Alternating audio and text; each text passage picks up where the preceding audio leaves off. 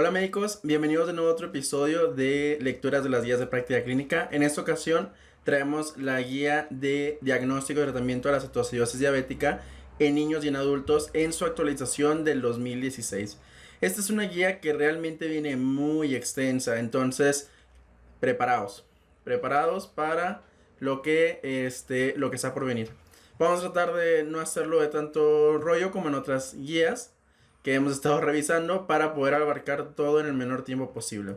Nos vamos a pasar todo esto de los aspectos generales y llegamos a la justificación y nos dice que la cetoacidosis diabética pues es una de las complicaciones más graves de la diabetes mellitus y que su mortalidad va a oscilar entre el 0.65% hasta un 3.3%. Las principales causas de muerte van a ser el desequilibrio hidroelectrolítico, pero en los niños la principal causa de muerte va a ser el edema cerebral. Ojito con eso porque puede ser alguna pregunta por ahí. Pasamos a objetivo, seguimos ahora con la definición. Y la cetoacidosis diabética pues es una emergencia endocrinológica, de las poquitas emergencias que tiene endocrino, que consiste en la triada bioquímica de hiperglicemia, cetoemia o cetonemia más bien y acidosis metabólica, que se va a caracterizar por un déficit absoluto relativo de insulina, y que la primera manifestación de una diabetes mellitus tipo 1 puede ser el debut de una cetoacidosis diabética, o puede ser también por una causa secundaria, como puede ser durante un proceso infeccioso, trauma, infarto, agudo del miocardio o algún tipo de cirugía, principalmente las cirugías mayores. Continuamos ahora. Recuerda que como es una guía medio viejita, porque es del 2016, no viene en formato de preguntas y respuestas. Simplemente vienen como que aspectos generales y cuáles son las cosas que existen. Entonces, vamos con los primeros, que son los factores de riesgo. El más común de todos va a ser infecciones. No se te olvide, el factor de riesgo más común para desarrollo de cetoacidosis es la infección. Pero puede haber otros, desde descontinuamiento de la insulina, tratamiento inadecuado de la misma, deshidratación, estrés psicológico, pancreatitis, embarazo, traumatismo, enfermedad de Cushing, bebidas etílicas, infarto, accidente cerebrovascular y fármacos.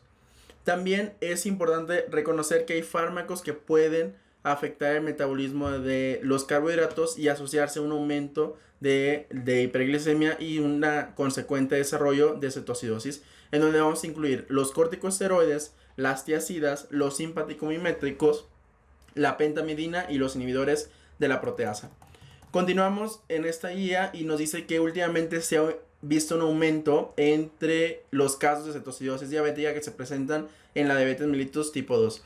Y obviamente las características clínicas de los pacientes con diabetes mellitus tipo 2 y que son más susceptibles a presentar cetoacidosis van a ser la obesidad, cara genética para diabetes, latinos y afroamericanos, que tengan bajas reservas de insulina pancreática o que tengan prevalencia baja de marcadores de autoinmunidad contra una célula beta. O sea, que sí tengan los marcadores, pero no sean como que marcadores en sus títulos más altos para decir que es una diabetes mellitus tipo 1. Es común la cetoacidosis en los niños, principalmente en aquellos que son menores de 5 años y que tienen problemas para tener una facilidad en el acceso a la atención médica, que es algo que tenemos siempre que tener muy en cuenta. El riesgo de cetoacidosis es por cada paciente diabético tipo 1 es de 10.1% por año, y este riesgo se va a incrementar cuando tienen un mal control glicémico o cuando son niñas, adolescentes, peripuberales, en los niños que tengan trastornos psiquiátricos y aquellos que tengan trastornos de la alimentación por inanición, que también puede producir cetonemia, niñas con circunstancias familiares difíciles o niños, y niños con acceso limitado a los servicios de salud. También es importante saber que una persona que tiene diabetes mellitus tipo 1 que está haciendo monitoreos de forma frecuente tiene menor riesgo de llegar a desarrollar una crisis hiperglicémica. Si está disponible, se le sugiere a los pacientes pues estar monitoreando de forma diaria los niveles de beta hidroxibutirato. Voy a molestarlos aquí porque voy a conectar mi celular. Ahí está. Porque se me olvidó conectarlo. Y bueno, ya continuamos. Los niveles de beta-hidroxibutirato que nos van a servir para poder decir si tenemos riesgo de que tenga cetoacidosis es cuando están arriba o mayor o igual a 1.5 milimoles. Aquí es necesario ir a tratar de confirmar el diagnóstico de cetoacidosis. Entonces ya vamos con el diagnóstico, que es el punto 4.2. Y nos dice que la cetoacidosis va a evolucionar de forma aguda en menos de 24 horas. Con un cuadro clínico que incluye poliuria, polidipsia, pérdida de peso, vómitos, deshidratación, debilidad y cambios del estado mental. Los hallazgos en la exploración física pues van a incluir datos de deshidratación como mucosa oral seca, disminución de la turgencia de la piel, taquicardia, hipotensión y alteración del estado mental propiamente. También es importante saber que la hipotermia va a ser un signo de mal pronóstico y además que de los datos más frecuentes que pueden llegar a presentar los pacientes va a ser vómitos, náuseas y dolor abdominal. Pasamos al siguiente punto, que son los signos y síntomas, y nos dice que los signos más útiles para evaluar la deshidratación en los niños menores de 5 años que nos van a predecir una deshidratación del 5% son el llenado capilar prolongado, la hiperpnea y la pérdida de la turgencia de la piel, que se conoce como signo de lienzo húmedo. Mientras que la presencia de pulso débil o perceptible, hipotensión o oliguria sugieren una deshidratación mayor al 10%. Cuando esta guía, cuando está hablando de cetoacidosis en los niños, hace referencia a el grado de deshidratación, porque así es como lo vamos a tratar al paciente, mientras que en los adultos nos vamos a ir ya propiamente con los algoritmos, que es algo que vamos a ver más adelante. También nos dice que la incidencia del edema cerebral es del 0.5 al 0.9% y tiene una tasa de mortalidad que va desde el 21 al 44%, entonces muy alta. Principalmente se va a desarrollar en un contexto agudo en las primeras 12 horas después de que ha iniciado el tratamiento. Y para hacer el diagnóstico de edema cerebral se utilizan 2 criterios mayores y uno mayor más 2 criterios menores. Esto tiene una sensibilidad del 92% y falsos positivos tan solo del 4%. ¿Y cuáles son estos criterios? Pues los criterios mayores van a ser la alteración del estado mental, la desaceleración del ritmo cardíaco con una disminución de más de 20 latidos por minuto, que no va a ser atribuible a la depresión del volumen intravascular, o la incontinencia que sea inapropiada para la edad. Ya los criterios menores van a ser vómito, cefalea, letargo, presión diastólica mayor de 90 milímetros de mercurio y una edad menor de 5 años. Se recomienda en los pacientes vigilar el estado neurológico cada hora y considerar si existe edema cerebral de acuerdo a los criterios mayores. Si tiene 2 mayores, 1 mayor más 2 menores. También es importante saber que siempre que hablemos de cetoacidosis vamos a hablar de muchas fórmulas. Tenemos que hacerles muchas fórmulas a los pacientes. Entonces, la acumulación de los cetoácidos resulta o va a tener un resultado en una acidosis metabólica que va a ser de brecha aniónica elevada. Esta se va a calcular con la fórmula de sodio más potasio menos cloro más bicarbonato, algo que tienes que saber de memoria. No te preocupes, a mí también se me olvida, pero es algo que deberías de saber de memoria. En los adultos, los valores normales son entre 7 y 8 y en los niños debe ser menor de 12. Una brecha aniónica de 15 a 20 miliequivalentes por litro va a indicar la presencia de cetoacidosis diabética y una acidosis láctica si es mayor a 35 milimoles. Otra clave para el diagnóstico de cetoacidosis es la hiperglicemia, que es una de las cosas que va a entrar entre los criterios diagnósticos que vamos a ver más adelante. 10% de los pacientes con cetoacidosis llegan a ser euglucémicos, o sea que no tienen alteración del estado de la glucosa o no cumplen con el criterio, o sea se encuentran con una glicemia menor de 250. Esto puede ser por la inyección previa a su ingreso de insulina, restricción alimentaria o inhibición de la gluconeogénesis. También en las pacientes que están embarazadas hay niveles un poco más bajos de glucosa que en las no embarazadas. Otro dato que debemos de tomar siempre en cuenta en esos pacientes es que podemos encontrar leucocitosis, que va a variar de 10.000 a 15.000 y que es una condición frecuente que no nos indica como tal que estemos ante un proceso infeccioso. ¿Cuándo vamos a sospechar de un proceso infeccioso? Cuando tengamos una leucocitosis mayor de 25.000. Se debe descartar, pues, ya como recomendación la guía nos dice que descartemos cuando tenga más de 20.000, mayor o igual a 20.000 y que tenga fiebre nuestro paciente. Entonces, cuando podríamos decir, a lo mejor la causa secundaria es una infección. También una de las cosas que debemos de saber en la cetoacidosis es que como la glucosa participa dentro de la osmolaridad de todos los compartimientos intravasculares, va a haber alteraciones en todos los electrolitos, en todos. Entonces, de todos tienes que saber un poquito. En el sodio, usualmente se va a encontrar bajo por el flujo osmótico de agua del espacio intracelular al extracelular, en presencia de hiperglicemia. Durante el estado hiperglicémico, se va a evaluar el déficit de sodio corrigiéndolo, y este se va a corregir añadiendo 1.6 miligramos de sodio por cada 100 miligramos de glucosa por arriba de 100. También es importante hacer un cálculo de la osmolaridad efectiva con la siguiente fórmula, que es 2 veces el sodio más glucosa entre 18. Se recomienda el monitoreo también estrecho del potasio sérico porque los pacientes con cetoacidosis pueden tener un potasio normal o bajo, y si recuerdas, en el tratamiento de la cetocidosis les vamos a dar insulina, y la insulina como tal nos puede hacer que se baje más el potasio. Entonces hay que estarlo monitoreando de forma continua, porque la hipocalemia o la hipopotasemia, con los dos nombres que existen, puede provocar arritmias cardíacas y pues va a ser peor para nuestro paciente. También se recomienda la medición sérica de beta-hidroxibutirato para identificar de forma rápida pacientes con hiperglicemia con alto riesgo de desarrollar cetocidosis. Un nivel mayor de 3 milimoles, mayor o igual a 3 milimoles, es diagnóstico de cetocidosis. Es importante saber que se van a preferir las cetonas séricas. Sin embargo, cuando no están disponibles las cetonas séricas, pues podemos utilizar las cetonas en orina. Entonces, ahora sí pasamos con lo bueno. Los criterios diagnósticos. En los adultos, los criterios diagnósticos van a ser glucosa más de 250, y de acuerdo a el estado en el que nos encontremos, si es grave, moderado o leve, vamos a utilizar los siguientes parámetros. El grave va a ser aquel que tenga pH menor de 7, bicarbonato menor de 10, estupor o coma, cetonas urinarias y séricas positivas.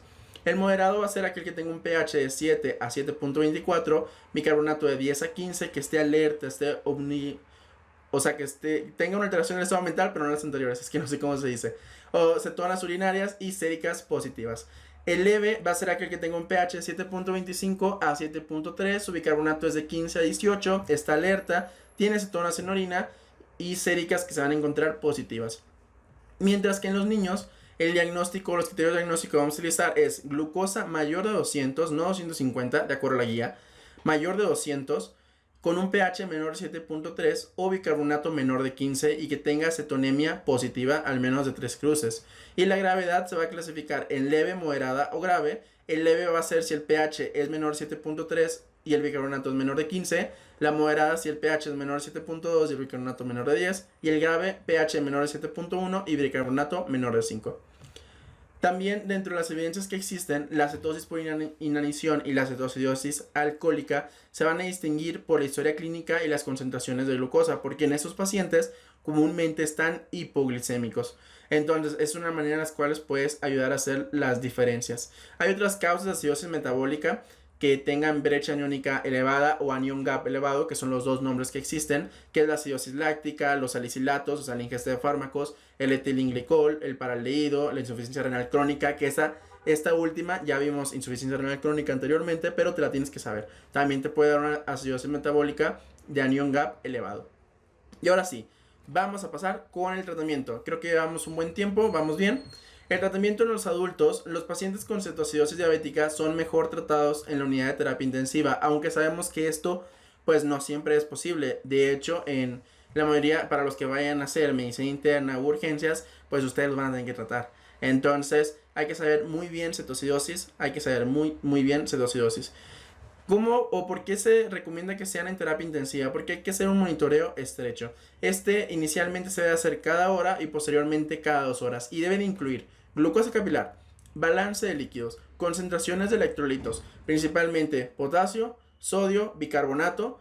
También hay que evaluar su brecha aniónica, cómo está su gasometría. Se recomienda la gasometría venosa, como vamos a ver más adelante, su osmolaridad plasmática, los constantes corporales y sobre todo el estado neurológico, para ver si no hay una disminución del estado a comparación de su ingreso.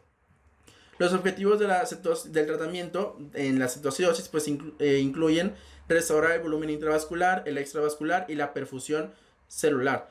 También es importante corregir el desequilibrio hidroelectrolítico y también corregir la hiperglicemia sin llevar a complicaciones por su tratamiento. Entonces, dentro del tratamiento inicial que se le va a dar a las crisis hiperglicémicas, que también es algo que se realiza en el estado hiperglicémico hiperosmolar, que vamos a ver en otra revisión, es que se recomienda el uso de soluciones, principalmente el uso de soluciones hipertónicas. La cagué. Bueno, aquí haces un corto. Y como evidencia existe que el uso de soluciones hipertónicas en comparación con soluciones hipoisotónicas van a empeorar la hiperosmolaridad, la hipernatremia y la hipercloremia. Entonces, en los pacientes con cetocidosis se recomienda dar soluciones isotónicas o hipotónicas, dependiendo de en qué momento vayamos en la estrategia del tratamiento, que vamos a ir revisando poco a poco. La pérdida aproximada de agua en la cetocidosis va a ser alrededor de 100 mililitros por kilo, y esta va a resultar al disminuir el volumen intravascular con un déficit aproximado de 7 a 10 milimoles por kilo de sodio. Entonces se recomienda, por nuestra guía de práctica clínica, que también son parte de las recomendaciones internacionales, es que en la primera hora, de manejo se utilice una solución salina del 0.9%. La velocidad que le vamos a administrar es de 15 a 20 mililitros por kilo por hora en esta primera hora de tratamiento, o bien si no eres muy bueno para las matemáticas o no te gusta estar haciendo matemáticas, le puedes dar 1000 mililitros de solución salina, o sea, dejarle en una hora 1000 mililitros. Esa sería otra opción que podrías llegar a utilizar. Pero pues la recomendación es que sepas hacer los cálculos. En las horas subsecuentes se debe administrar la solución de cloruro de sodio al 0.9% a una velocidad de 250 a 500 mililitros por hora, que equivale a 4 a 14 mililitros por kilo por hora. Y esto después, en las primeras 6 horas, se le debe dar pues este tipo de tratamiento que se va ajustando cada 2 horas, porque hay que estar midiendo cada 2 horas cómo va su estado hídrico, si la volemia, si el gasto urinario, que cómo va su pH, si ya cortó cetosis, todo eso, ¿no? Para eso es importante. Al corregirse la deshidratación y si nuestro paciente está con eunatremia o hipernatremia, pues hacemos un cambio a soluciones salina al 0.45%. Los pacientes que se encuentran en estado de choque pueden requerir reposiciones un poco más elevadas, entre 1000 a 2000 mililitros por hora en las primeras horas. Obviamente, siempre en los pacientes que tengamos con cetoacidosis hay que cuidar la sobrecarga hídrica, principalmente, o hay que poner mucha atención en pacientes renales, pediátricos y con alteraciones o con falla cardíaca. Después de corregir la hipotensión, esto ya lo comentamos, hay que volver a medir su sodio. Si su sodio está normal o está hipernatrémico, pues bajamos la solución ahora a un 0.45%. Si la osmolaridad plasmática disminuye más de 3 milimoles por kilo por hora y el sodio sérico está bajo, se debe continuar con la administración de solución salina al 0.9%. Pero si el sodio está normal o está alto, se recomienda continuar con la solución al 0.45%. Por eso te digo que siempre le tienes que estar haciendo todas las fórmulas a los pacientes, principalmente con cetoacidosis, para poderles darle el mejor tratamiento. Dado que el control glicémico puede alcanzarse antes que romper la cetonemia, porque el control glicémico se alcanza en las primeras 6 horas y se rompe la cetonemia hasta las 12 horas. Es importante ir moviendo tus soluciones y agregar una solución glucosada. Esto es para evitar una hipoglicemia mientras se resuelve el cuadro de la cetoacidosis diabética. Entonces se recomienda agregar al manejo hídrico una solución glucosada al 5% cuando la glucemia se encuentre por debajo de 200 miligramos por decilitro, para evitar hipoglicemia y mantener una glucosa en metas de 150 a 200 miligramos sobre decilitro, hasta que tengamos criterios de remisión, los cuales vamos a hablar más adelante. En la cetoacidosis diabética también va a haber una deficiencia hidroelectrolítica que va a oscilar entre 6 a 7 litros del agua corporal total, que fue lo que comentamos al inicio, que equivale aproximadamente a 100 mililitros por kilo de peso corporal. El sodio lo vamos a encontrar disminuido de 7 a 10 mil equivalentes por kilo, el cloro de 3 a 5 mil equivalentes, el potasio de 2 a 5 mil equivalentes por kilo y los fosfatos de 5 a 7, mientras que el magnesio puede estar disminuido de 1 a 2 mil equivalentes por kilo y el calcio de 1 a 2 mil equivalentes por kilo. Entonces siempre tenemos que hacerle un chequeo o hacerle análisis en donde ver todos los estudios hidroelectrolíticos. ¿Para qué? Para poder hacer las correcciones oportunas. Entonces ya como recomendaciones nos dice que se debe reponer el potasio de manera inmediata cuando se tienen niveles normales o bajos y administrar insulina una vez que hayas corregido estos niveles. La reposición de potasio en aquellos que no tienen daño renal se recomienda que sea cuando tengan cifras menores de 5.3 mil equivalentes. Y vamos a agregar de 20 a 30 mil equivalentes, que 20 mil equivalentes corresponden a una ampolleta de potasio, para mantener una normocalemia en la mayoría de los pacientes, y se las vamos a agregar por cada litro de solución infundida que le demos al paciente. Si le damos un litro de solución, le agregamos 20 o 30 mil equivalentes, siempre y cuando tengamos un potasio sérico menor de 5.3.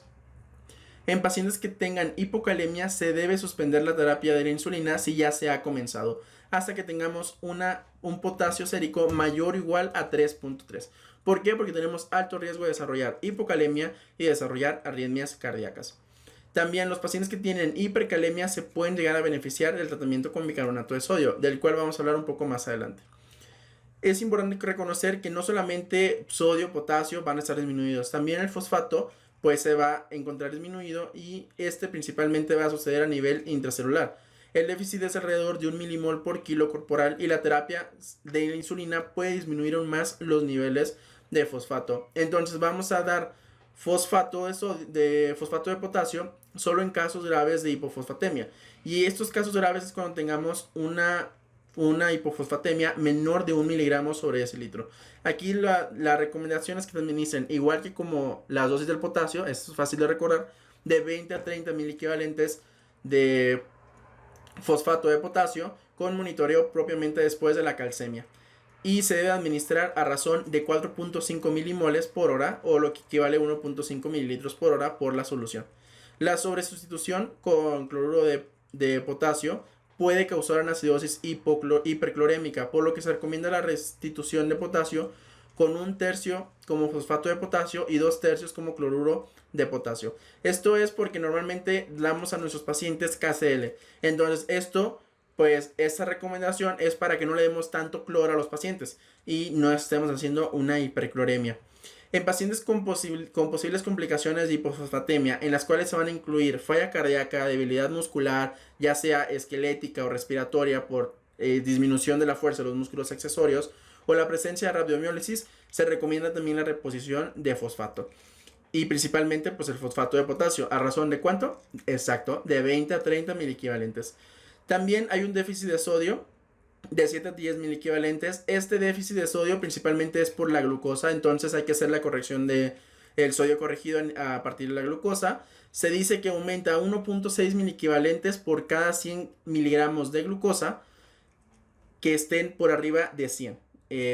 Y vamos a aumentar a nuestro nivel sérico que tengamos 2.4 mil equivalentes por cada 100 miligramos de glucosa cuando estemos arriba de 400 miligramos de glucosa. Espero y se haya entendido lo que acabo de decir.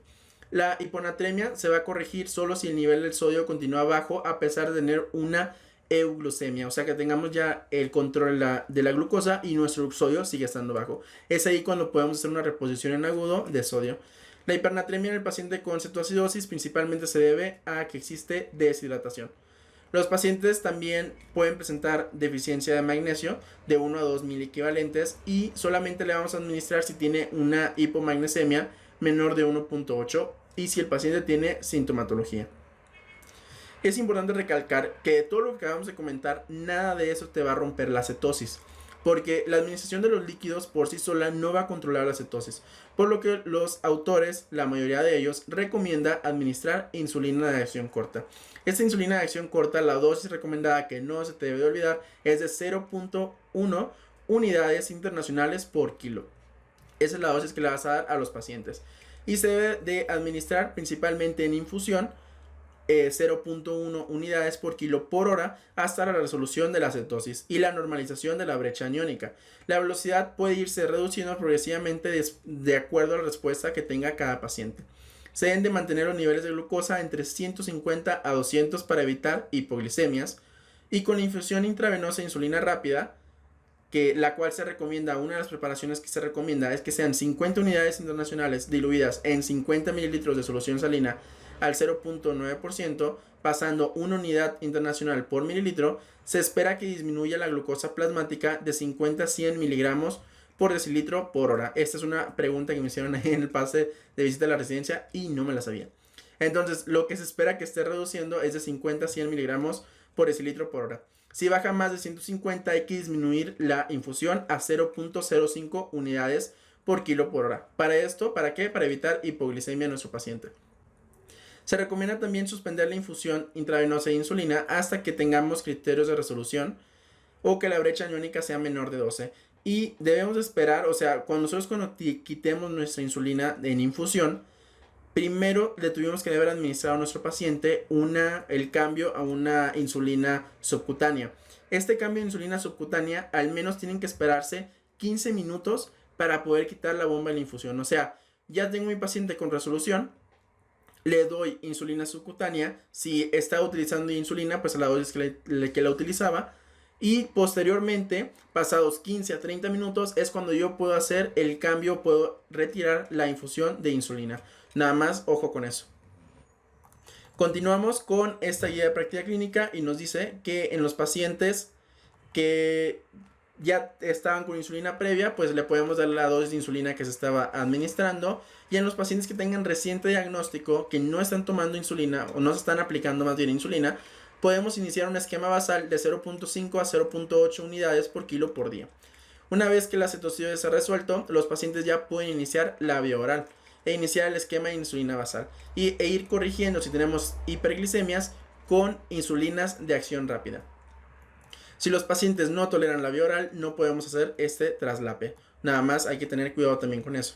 No se debe administrar bicarbonato de sodio para corregir una cetocidosis si el pH es mayor de 6.9. Entonces la indicación que vamos a tener es que tengamos un pH menor de 6.9 y es cuando vamos a iniciar el tratamiento. Se recomienda por parte de la guía 100 milimoles de bicarbonato de sodio en 400 mililitros de agua inyectable con 20 mil equivalentes de KCl pasando una velocidad de 200 mililitros por hora durante 2 horas hasta que su pH sea mayor de 7. Si pasadas estas 2 horas el pH no recupera, o sea no es mayor de 7, podemos volver a repetir la infusión cada 2 horas hasta alcanzar nuestra meta. También podemos dar bicarbonato en pacientes que sospechemos que estamos ante una reanimación y que la reanimación no mejora porque está con bicarbonato bajo. Ahí es cuando es otra indicación que se puede realizar, que eso ya es más de ACLS y todas esas cosas. En esos pacientes que tienen cetocidosis por el tiempo de estancia dentro de su cama, por los factores de riesgo cardiovascular y todo eso, se puede considerar el uso de heparina siempre y cuando no hay una contraindicación para las mismas. Y ahora sí, me tomaré un sorbito de café porque vamos a pasar con el tratamiento pediátrico.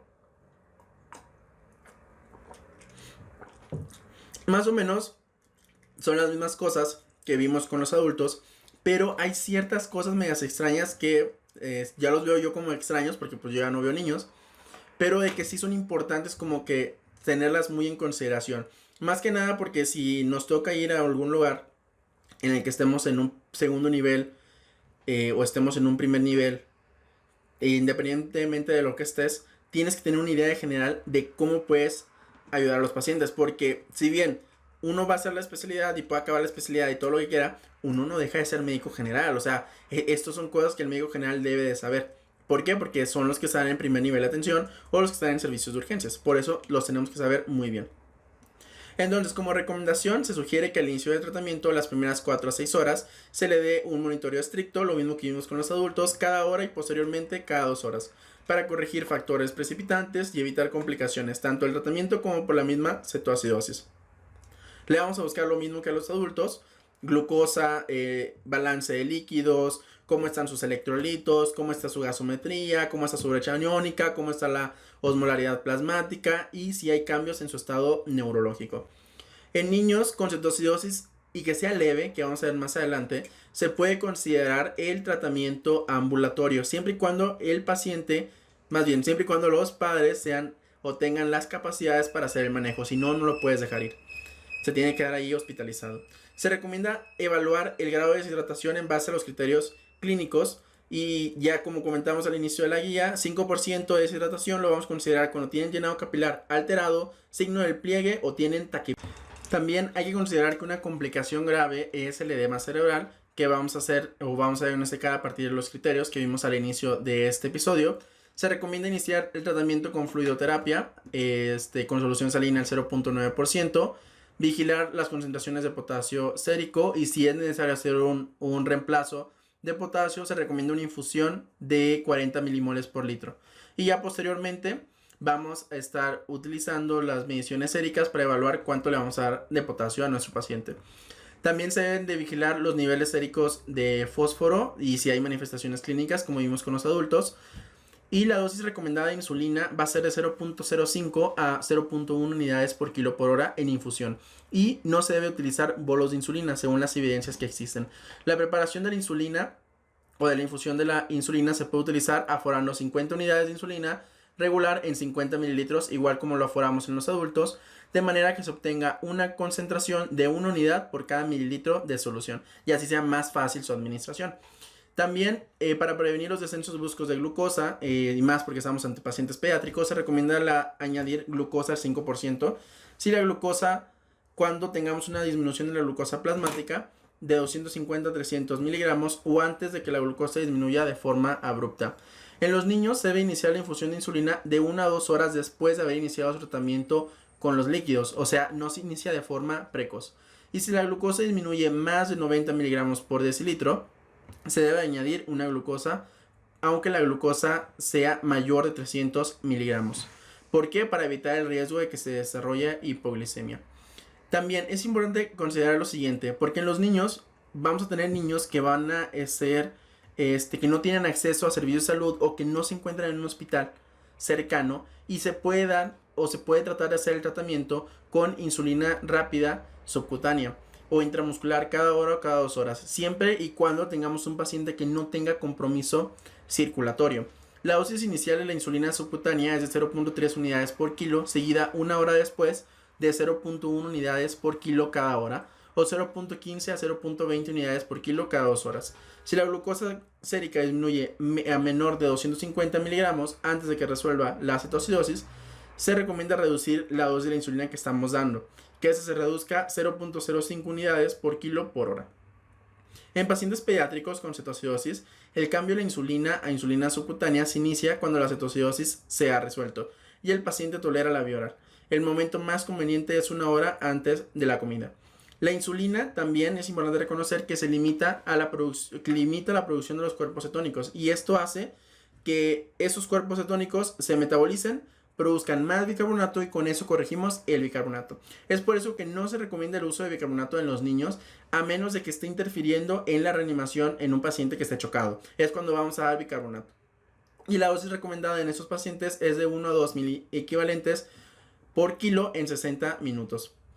Luego vamos a tener criterios de referencia, los cuales pues realmente no vale la pena hablarlos porque pues la cetoacidosis es un criterio de referencia o sea, eso es prácticamente lo que te dice. Y luego, los criterios de resolución es una de las cosas más importantes. Se debe considerar que la resolución de la cetoacidosis se alcanza cuando la glucosa es menor de 250 y cumple dos de los siguientes: nivel de bicarbonato mayor de 15, pH venoso mayor de 7.3 y brecha aniónica calculada menor de 12 miliequivalentes. Se debe considerar la resolución de cetoacidosis en los niños cuando hay normalización del equilibrio ácido-base y de la brecha aniónica. Las complicaciones que podemos tener, pues ya las estuvimos comentando a lo largo de toda la guía: desequilibrio hidroelectrolítico, hipoglicemias por los ajustes que ya hemos dado de glucosa, de insulina, perdón, y el edema cerebral, el cual se presenta de forma aguda, pero también puede llegar a aparecer hasta 48 horas después de haber iniciado su tratamiento. Es importante tener mucho cuidado con este tema y poder hacer un buen ajuste de medicamentos y de terapia para tratar de evitar la presencia del mismo. El edema cerebral va a ser la principal causa de morbi-mortalidad del 10 al 25% y el problema es que los pacientes llegan a tener alguna complicación. Después, una lesión residual significativa que puede estar alterando incluso déficit de memoria. Y luego en la mortalidad, en la cetoacidosis diabética se describe una mortalidad menor de 5%. Y la mortalidad en los niños va a oscilar entre 0.15 a 0.30%. Y en los niños hasta el 90% de las causas de mortalidad van a ser a consecuencia de edema cerebral, como ya hemos comentado en toda la vida. Se debe considerar pues la principal causa de muerte en los niños, el edema cerebral por cetoacidosis diabética. Y bueno, hemos pasado todo esto y ya vamos directito con los algoritmos. Y el primer cuadro pues van a ser todas las fórmulas que nos dicen el anión GAP, la fórmula es sodio menos cloro más bicarbonato, o la otra que podemos encontrar es sodio menos potasio, sodio más potasio menos cloro más bicarbonato, que es otra de las que podemos encontrar cualquiera de las dos. También nos habla acerca del GAP osmolar, que realmente no es tan importante conocerla. Nos habla sobre la osmolaridad sérica efectiva, que va a ser 2 sodio más glucosa entre 18, y la osmolaridad sérica va a ser 2 sodio más potasio, 2 por sodio más potasio, más glucosa entre 18 más BUN entre 2.8.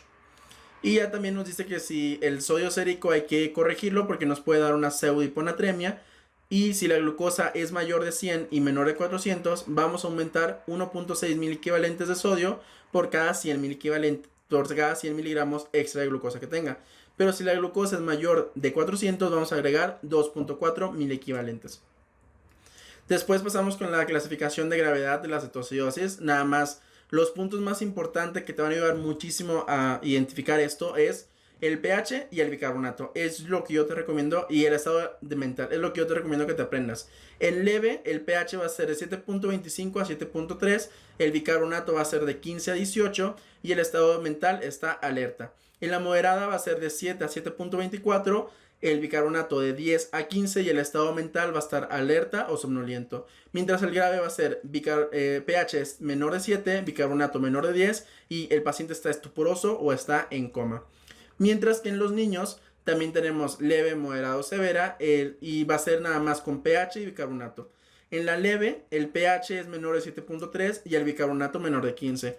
En la moderada el pH es menor de 7.2 y el bicarbonato menor de 10. Y en la grave el pH es menor de 7.1 y el bicarbonato menor de 5.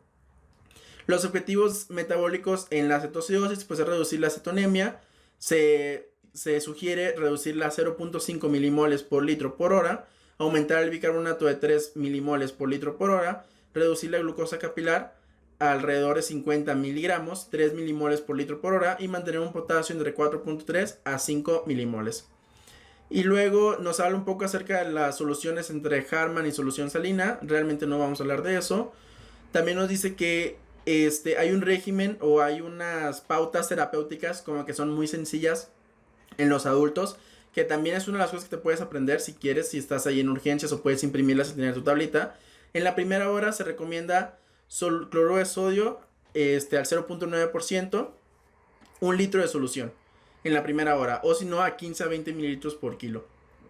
En las siguientes 2 horas, a razón de 4 a 14 mililitros por kilo, vamos a pasar otro litro de solución, en el cual le vamos a agregar cloruro de potasio, ya sabes, de 20 a 30 miliequivalentes. En las siguientes 2 horas vamos a hacer lo mismo, las siguientes 2 horas vamos a hacer lo mismo, y después de esto, de 3 ciclos de 2 horas, o sea que son las primeras 7 horas, porque contamos la primera hora y luego otras 6 horas. Ahí estaríamos con 7 horas. Ya vamos a cambiar a estar dando soluciones cada 4 horas, en el cual se recomienda que bajemos ahora nuestros requerimientos de 2 a 4 mililitros por kilo. En todas ellas vamos a considerar el uso de cloruro de potasio, viendo los niveles de potasio que tengamos, ¿no?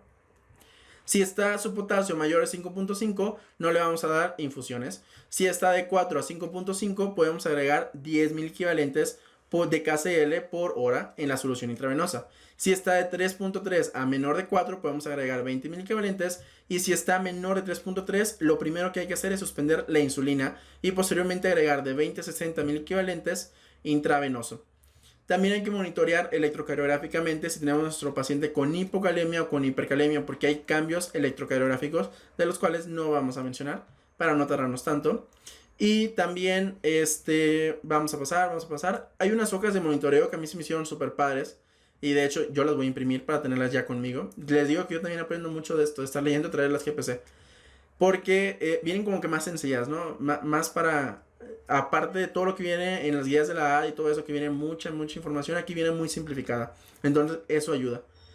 Y entonces esta hoja de monitoreo, pues lo primero que nos dice es que el seguimiento se debe hacer con gasometría venosa. La gasometría arterial solamente va a estar indicada en pacientes que tengan alteración del estado de conciencia o tengan hipoxemia o saturación de oxígeno baja. Es cuando vamos a considerar controles por gasometría arterial. En el resto, gasometrías venosas. Hay varias fases de tratamiento. La primera fase, que es de 0 a 6 horas. La segunda fase de 6 a 12 horas. Y de 12 a 24 horas, que ya estuvimos hablando a lo largo. También hay una tabla en la cual les recomiendo que los que tengan la oportunidad de ver esta guía, vean esta tabla. Que es un manejo que le das, o que de registro que le tienes que hacer a los pacientes en cada hora de tratamiento, para ver cómo va respondiendo. Porque recuerda que es una urgencia o una emergencia. Y luego ya pasamos a los diagramas de flujo. Aquí lo más importante es que en el adulto tenemos que ver su déficit de volumen intravascular para decidir si le vamos a dar 0.9 o si le vamos a dar 0.45 posteriormente. Todo esto ya lo comentamos. Nuevamente el potasio sérico, si está menor de 3.3 hay que dar 40 mil equivalentes. Si está de 3.3 a 3.5 hay que dar de 10 a 40 mil equivalentes. Y para romper la cetocidosis pues se recomienda la infusión de insulina a 0.1 unidades por kilo por hora. Y ya si es necesario por su pH muy bajo, se le puede dar bicarbonato a los pacientes. Y ya en los niños con cetoacidosis, el algoritmo nos marca si estamos ante el estado de choque en deshidratación mayor al 5% o deshidratación mínima, que es menor al 5%. En la deshidratación mínima, si hay tolerancia, no hay alteración del estado mental, se puede manejar el paciente de forma ambulatoria si es que existe la preparación de parte de los padres. En la deshidratación mayor el 5%, pero que no está chocado, pues le vamos a hacer todos nuestros pasos de tratamiento que ya comentamos, tanto en su corrección de líquidos, en su corrección de potasio y después su corrección de la insulina. Y ya cuando estamos en pacientes que están chocados, pues la reanimación se debe hacer en área de choque, propiamente administrar soluciones salinas a 10 a 20 mililitros por kilo para 1 o 2 horas, porque hay que reponer esta deshidratación, este estado de choque que tiene el paciente, y si no hay respuesta, aumentar la dosis hasta 30 mililitros por kilo por hora, cuando estemos en forma inicial en los pacientes chocados. Y bueno, con esto hemos terminado la guía. Espero y te haya servido, que hayas aprendido algo nuevo y por supuesto que no te hayas confundido tanto con todo lo de los tratamientos. Esto es un tema que es súper importante, vas a ver en todos lados. La otra vez estaba platicando con la administradora, con Ana, y le estaba diciendo de que ella quiere hacer trauma, pero pues como quiera tú tienes que saberlo todo, ¿no? O sea, si un trauma, pues le va a llegar un paciente que está con una fractura, y pues si el paciente tiene cetoacidosis, va a tener cetoacidosis y tú se la vas a tener que resolver, porque no siempre vas a tener un internista, no siempre vas a tener un urgenciólogo que te va a ir a ayudar, porque así pasa. O sea, no, tú tienes que estar preparado siempre ante todo. Y más si estás ahorita en el servicio social, tienes que saber identificar esto, tienes que saber hacer tu dosis de insulina, más que nada para tratar de no complicarle el tratamiento a los pacientes, porque eso es lo peor que podemos hacer como médicos. Pero bueno, con esto me despido, espero y te haya gustado este episodio, que hayas aprendido algo nuevo. No te pierdas los siguientes episodios que van a estar saliendo, y por supuesto te invito a que me sigas en mis redes sociales. Me puedes encontrar como Red Médica Blog. Soy el Dr. Triviño y nos vemos hasta el siguiente episodio. Chao, chao.